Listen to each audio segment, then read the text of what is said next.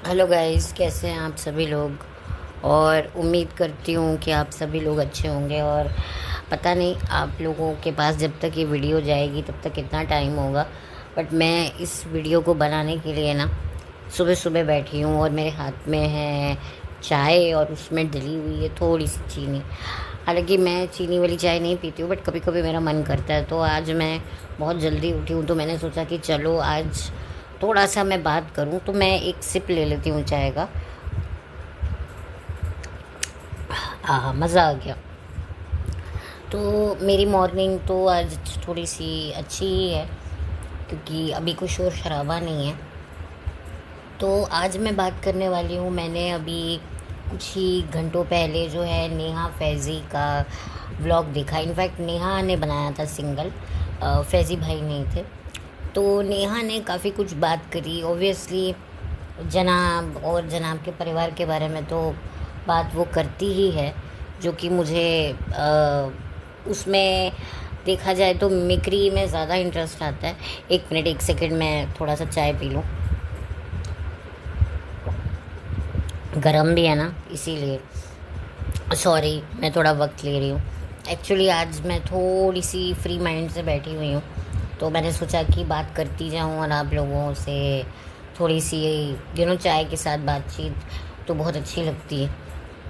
तो मुझे जो नेहा ने जो बातें कही हैं वो फैमिली के बारे में, मेरा एक्चुअली उन पर मेरा कोई फोकस ज़्यादा ध्यान, ठीक है मैं जानती हूँ कि मैडम कैसी हैं क्या है, या मैडम की नंद कैसी है, लेकिन मुझे जो जिसके लिए मैंने ये व्लॉग, ये वीडियो मैंने बनाया, ये पॉडकास्ट मैंने बनाया, वो ये है कि जो एजुकेशन को लेकर जो नेहा ने बात करी है वो बहुत काबिल तारीफ़ करी है। कि अगर आप पढ़े लिखे होते हो, आपके पास ऑप्शन होता है।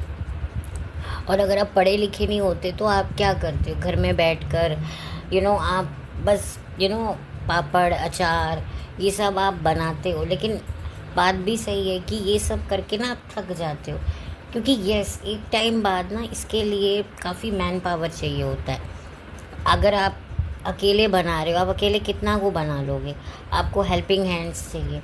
और मैं ये नहीं कहती कि अगर आप कोई जॉब कर रहे होते हो तो उसमें आपको एक टीम नहीं होती है, या अगर आप घर में ट्यूशन्स पढ़ा रहे हो तो भी आप जो है, मैंने देखा है जो लड़कियां ट्यूशन्स घर में पढ़ाती हैं उनकी मम्मी भी साथ में बैठ जाती हैं उनकी हेल्प के लिए। लेकिन क्या होता है ना, जब आप कुकिंग करते हो, कुकिंग एक बहुत ही अलग किस्म का जॉब है। आपको किसी को खाना बनाना है, पापड़ बनाना है। और क्या है, आजकल जब से ये ज़ोमैटो स्विगी ये सब आए हैं ना, तो बहुत सारी चीज़ों का जो है वो वैल्यू थोड़ी कम हो गई है। एक एक मिनट, मैं थोड़ी चाय पी लूँ। तो जो कि मुझे भी लगता है, आप देखिए ना लॉकडाउन में कोई भी घर से बाहर निकलता ही नहीं था। बहुत कम लोग थे या जो जिनका कोई फूड बिजनेस था या कुछ था, तो वो भी बड़ी मुश्किल से मैनेज कर पाते थे। खैर, मुझे तो ये बात सही लगी कि औरत का पढ़ा लिखा होना बहुत ज़रूरी है। और नेहा ने बताया कि वो आज पढ़ी लिखी है, तो वो बच्चों को तो अच्छे से पाल ही रही है, साथ ही साथ वर्क फ्रॉम होम कर रही है। और उसने जो अपनी एजुकेशन के बारे में बताया, उसकी भी एजुकेशन स्ट्रगल रही। उसे भी कई टाइम तक कुछ चीज़ें समझ में नहीं आती थी। बट क्या होता है ना कि देखो, किसी भी बच्चे का पढ़ाई में इंटरेस्ट नहीं होता है, ये इंटरेस्ट डेवलप करना पड़ता है। हर बच्चा जो है पढ़ाई से दूर भागता है। कोई विरले ही बच्चे होते हैं जो बचपन से बहुत स्टूडियस किस्म के होते हैं, बट ज़्यादातर बच्चों का ध्यान खेत कूद में ही लगा रहता है। और अगर मैं बात करूं लड़कियों का, तो लड़कियों का ध्यान तो भटकना यंग एज में ही शुरू हो जाता है। फैशन करना, घूमना फिरना। लड़कियों को अपने काम के लिए सीरियसनेस ही थोड़ी सी बाद में आती है, जब उनको पता चलता है कि हम लड़कियां हैं और सोसाइटी हमको किस तरीके से करेगी। बहुत सारे माँ बाप जो होते हैं बेटियों को पढ़ा ही नहीं पाते हैं, क्योंकि उनकी शादी हो जाती है या शादी कर दी जाती है। क्या होता है, लड़की जवान हो रही है, मोहल्ले में लड़के उसके पीछे पड़ रहे हैं, हम कब तक बैठे रहेंगे, भाई की शादी हो गई है, भाभी थोड़ी ना रखवाली करेगी, तो चलो जी कर दो इसकी शादी। बहुत सारी लड़कियां दुखी होती हैं और अपने माँ बाप को भी दुखी करती हैं और अपनी औलादों को भी दुखी करती हैं, क्योंकि एजुकेशन नहीं होती। अच्छा, फिर घर पर आकर वो क्या करेंगी? ज़्यादा से ज़्यादा लोगों के घर का काम करेंगी। एजुकेशन आपको बहुत सारे ऑप्शंस देती है लाइफ में, कि आप घर बैठकर भी आप आज नेहा क्लासेस लेती है, वो पढ़ाती है, वो खुद भी बहुत पढ़ी लिखी है, उसने चाइल्ड साइकोलॉजी भी पढ़ी है, उसने फेस रीडिंग भी पढ़ा है। तो आप सोचिए कि वो औरत कितनी होशियार है। और मुझे जब मैं उसको देखती हूँ ना, तो मुझे उसकी पर्सनालिटी बड़ी प्रभावित करती है। ये होता है, ऐसा नहीं है कि उसको अपनी पढ़ाई का बहुत घमंड है, लेकिन उसे अपनी पढ़ाई की बहुत कदर है। वो अपने पढ़ाई लिखाई एजुकेशन को अपने सर माथे उसने लगा के रखा है, जो बहुत इम्पॉर्टेंट होता है। और जाहिर सी बात है, वो अपनी बच्चियों को भी तरीके से पढ़ाएगी, एजुकेशन का महत्व बताएगी कि भाई लड़कियों के लिए भी पढ़ाई लिखाई कितनी ज़रूरत होती है। ये नहीं होता है कि दिल अच्छा होना चाहिए, नंबर मैटर नहीं करते। अरे भाई, मैंने पहले भी कहा, नंबर मैटर तब नहीं करते जब आप बहुत एफ़र्ट्स दिखाते हो। जब आपने एफ़र्ट्स दिखाए नहीं है तो फिर मैटर तो सब कुछ करता है ना। लेकिन वही बात है कि अपनी जेब मिटाने के लिए कि हम बच्चों को अपने ही काम में उलझाए रखते हैं। एक सेकंड, मैं थोड़ा सिप ले लूँ। मैंने खुद ने ये चीज़ें देखी हैं कि बहुत सारी मदर्स जो होती हैं ना, वो घर पर काम भी नहीं करती हैं कि भाई मैं घर पे कोई काम खोल के बैठ जाऊंगी तो बच्चों का तो पढ़ाई से ध्यान ही उठ जाएगा, बच्चे पढ़ेंगे ही नहीं, बच्चे तो बस देखते रहेंगे अच्छा मम्मी के घर में कौन आ रहा है, क्या सामान है, ये उनका इसमें ध्यान पड़ जाता है। तो बहुत सारी मदर्स बहुत कॉन्शियस रहती हैं। बच्चों का ध्यान पढ़ाई में माँ बाप को लगाना पड़ता है, ऐसा एटमॉस्फेयर देना पड़ता है, बच्चे की काउंसलिंग करनी पड़ती है, उसको जो है ये समझाना पड़ता है कि पढ़ाई का क्या, तुम्हें पढ़ाई एक कितना बड़ा हथियार है तुम्हारे लिए, ज़िंदगी में कितनी बड़ी मुसीबतों को तुम पार कर सकती हो अगर तुम्हारे पास एजुकेशन हो। लेकिन यहाँ पर क्या लगता है, केक बनाना आता है, ये आता है, ये आता है। आपको मैं एक बात बताती हूँ, आजकल लड़कियों को मेकअप आर्टिस्ट बनने का भी भूत सवार हुआ है। आप देखिए, लॉकडाउन में पूरी मेकअप इंडस्ट्री फेल हो गई थी, क्योंकि कौन मेकअप करता था, लिपस्टिक भी नहीं लगाई जाती थी क्योंकि लोग मास्क लगाते थे। आप समझ रहे हो? तो ये मेकअप आर्टिस्ट ये बनना, देखिए मैं मानती हूँ ये जो चीज़ें होती हैं ना, ये शौकिया तौर पे होती है। बहुत कम मैंने ऐसा लाइफ में देखा है कि आपका शौक़ आपको पैसा देता है। कई बार आपका जो पैशन होता है ना, वो आपको पैसा नहीं देता।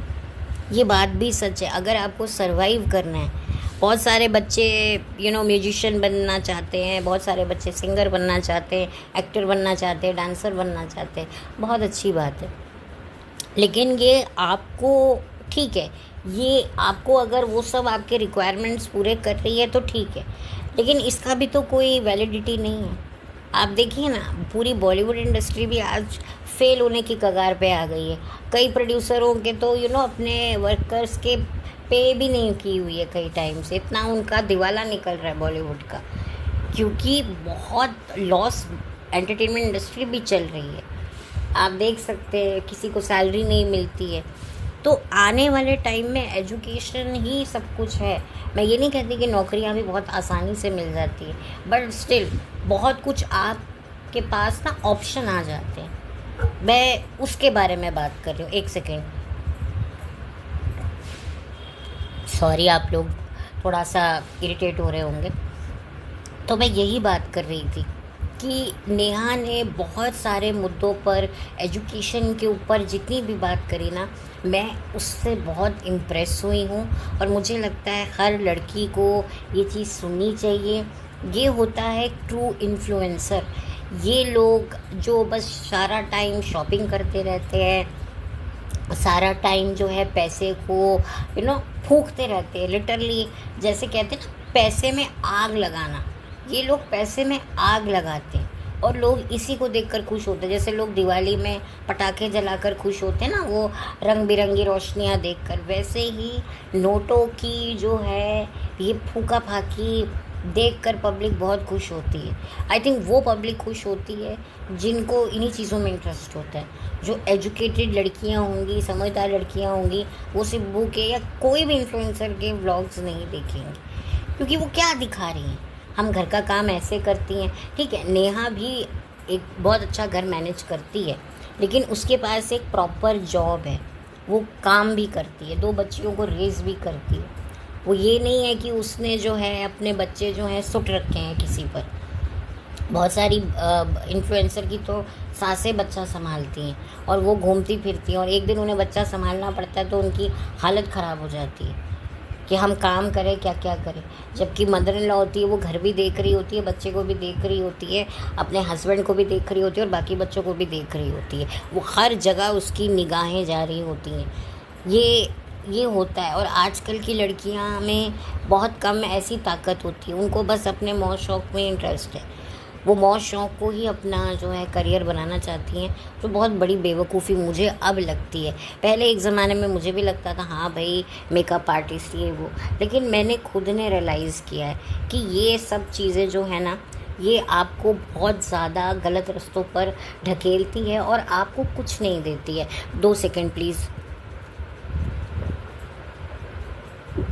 ओके, मेरी चाय ख़त्म हो गई। तो यहाँ पर मैं यही बात करूँगी कि इस कदर जो है एजुकेशन का मजाक उड़ाया जाता है, जो एजुकेशन को जो कई इन्फ्लुएंसर सीरियसली नहीं लेते ना, उनको ये देखना चाहिए। और मैं चाहूँगी कि बहुत सारी औरतें जो है नेहा से कुछ सीखें कि नेहा ने अपने एजुकेशन को कितने सर माथे रखा हुआ है।